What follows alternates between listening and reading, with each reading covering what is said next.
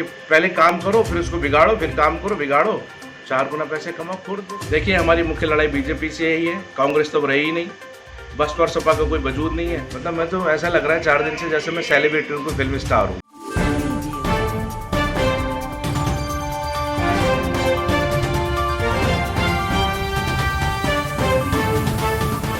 नगर निगम मथुरा वृंदावन से प्रवीण भारद्वाज आम आदमी पार्टी से मेयर पद का चुनाव लड़ रहे हैं। जब प्रवीण भारद्वाज से जनता के मुद्दों की बात की गई तो उन्होंने मथुरा वृंदावन के लोगों के लिए यमुना शुद्धिकरण की समस्या को सबसे बड़ी समस्या बताते हुए शिक्षा, स्वास्थ्य और जीरो टॉलरेंस की नीति के तहत कई अन्य मुद्दों पर अपने विचार रखे। आइए देखते हैं उन्होंने आगे क्या कुछ कहा। मैं जो देख रहा हूँ, मैं 3-4 दिन में मुझे मतलब जिस तरीके का मुझे अभूतपूर्व अनुभव हुआ है, मैंने कभी नहीं सोचा था कि मथुरा नगर के नागरिक इतना मुझे चाहते हैं। मतलब मैं तो ऐसा लग रहा है 4 दिन से जैसे मैं सेलिब्रिटी हूँ, कोई फिल्म स्टार हूँ। मैं जहाँ जा रहा हूँ लोग गले मिल रहे हैं, मेरे से बात कर रहे हैं और इतना शानदार। देखिए राजनीति में जो सबसे या राजनीतिक दल या पार्टी के लिए सबसे जो बड़ी चीज़ होती है वो स्वीकार्यता होती है। कौन वोट कब देगा कब नहीं देगा ये तो लोगों की राय बदलती रहती है। हो सकता है आज हमें सारे लोग वोट दे दें, कल ना दें, बहुत सारी बातें होती है। लेकिन जो लंबे भविष्य के लिए जो सबसे बेहतरीन चीज़ है वो है पब्लिक स्वीकार्यता। एक भी व्यक्ति मुझे इन 4 दिन में ऐसा नहीं मिला जिसने मेरी पार्टी के बारे में या मेरे बारे में कोई नकारात्मक कही हो। हर कोई ये कहता है हाँ आप ही को आना चाहिए, आप ही को। ये दूसरी बात, निजी बात तो हर कोई कहते हैं कि हमें बहुत अच्छा लग रहा है कि आप जैसे व्यक्ति राजनीति में आए हैं और उन्हें बहुत उम्मीद बन रही है मेरे से। मैं भी मथुरा के लोगों को विश्वास दिलाना चाहता हूँ।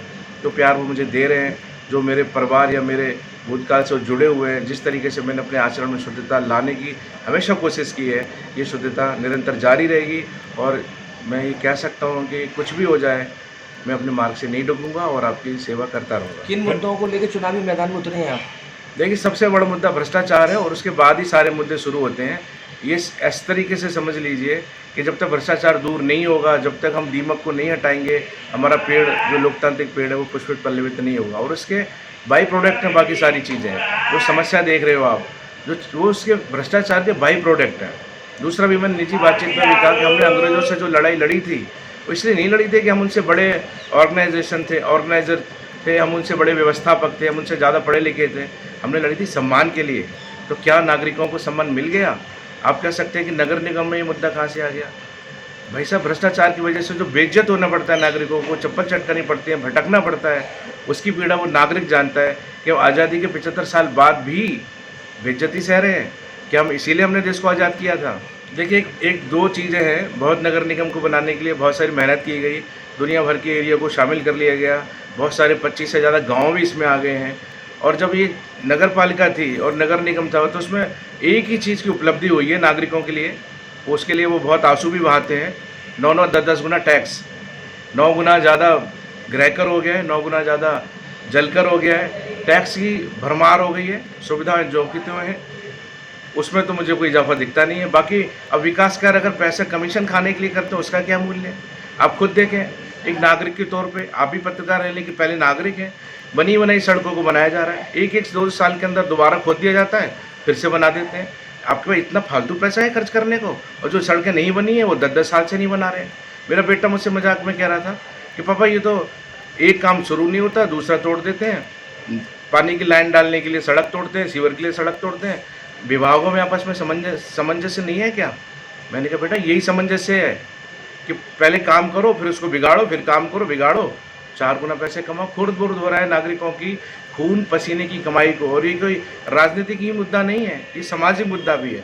और मैं हर नागरिक से अपील करूंगा वोट किसी को भी दें लेकिन उनके ऊपर दबाव बनाएं कि हम भ्रष्टाचार को नहीं सहेंगे। हमारा जनाधार जनता है और आपने इस 75 साल में ऐसा कमाल का चुनाव देखा है क्या? ऐसे नियति की जो चाहत है वो आपको पता नहीं चल रही है क्या? भगवान श्री कृष्ण का आशीर्वाद मेरे ऊपर आपको नहीं दिख रहा है? आपने ऐसा चुनाव देखा है? जैसे मुख्य दल के जो प्रत्याशी हैं उनको उनके दल में कोई नहीं चाहता है, जो मुख्य दूसरे दल के प्रत्याशी हैं उनके पास उनका चुनाव चिन्ह नहीं है, जिसके पास चुनाव चिन्ह है वो पार्टी में ही नहीं है, और एक प्रत्याशी है जिनको पहले दिन ही जिनका अखबार में निकल गया कि वो बैठ गए। तो इतनी अनुकूल परिस्थिति पहला चुनाव लड़ने वाले व्यक्ति के लिए क्या आपने अपने पत्रकारिता के कभी जीवन में देखी है? इसे आप खुद समझिए, भगवान श्री कृष्ण क्या चाहते हैं, नियति क्या चाहती है। दोनों समस्या हमारी प्राथमिकता पे होगी। यमुना शुद्धिकरण राजनीतिक मुद्दा नहीं है, सांस्कृतिक मुद्दा है, हम सबके हृदय से जुड़ा हुआ है और हम भारतीय और हिंदू होने के नाते हमारे लिए शर्म की बात है जिन नदियों को हम पूछते हैं, माँ कहते हैं और हमारे जीवन में कितना अमूल्य योगदान है। दूसरी चीज़, मैं समाजशास्त्र का विद्यार्थी हूँ, दर्शन शास्त्र का विद्यार्थी हूँ। आप जानते हो कि मानव को यहाँ तक लेके आने में नदियों का क्या रोल है। तो हमारा जो कर्तव्य है नदियों को शुद्ध करने के लिए, यमुना ही नहीं सारी नदियों को शुद्ध करने मेरी प्राथमिकता होगी कि मैं माँ यमुना को उनके प्राकृतिक स्वरूप में लाऊं, जितना भी बेहतर से बेहतर कर सकते हैं करें। दूसरा, बंदर आप जहाँ बैठे हैं हमने देख ही लिया। इस समय आप देखें तो हम पिंजरे में बैठे हुए हैं, बंदर खुले में घूम रहे हैं। स्थिति ये है कि जब बच्चे घर के बाहर निकलते हैं, मैं कई बार कह चुका हूँ, तो माँ बाप सो नहीं सकते घर में, दुख होती है। और आप भी माँ बाप होंगे, आप भी पिता होंगे कि बच्चे सुख सकुशल वापस आ पाएंगे नहीं आ पाएंगे। जब मथुरा के बाहर के क्षेत्र में, मैं तो कृष्णापुरी में रहता हूँ, इतनी बुरी स्थिति है। आप देखें कम से कम 25% तो घरों में जाल लगे हुए हैं। तो शहर के अंदर क्या स्थिति है। हृदय विदारक दृश्य होते हैं जब आप शहर में जाते, जो उसमें जाते हैं तो नागरिकों से ज़्यादा संख्या बंदरों की हो गई है। तो ये प्राथमिक, और ये नहीं हो सकता, मैं ये मानने को तैयार नहीं हूँ। 45 करोड़ रुपए आपके पास ऑफिस बनाने के लिए हैं, बंदरों को की समस्या के लिए आपके पास पैसे नहीं है। उसके लिए अब केंद्र सरकार, ये सरकार, वो सरकार, दुनिया भर की संस्थाओं से पैसा मांगते हैं।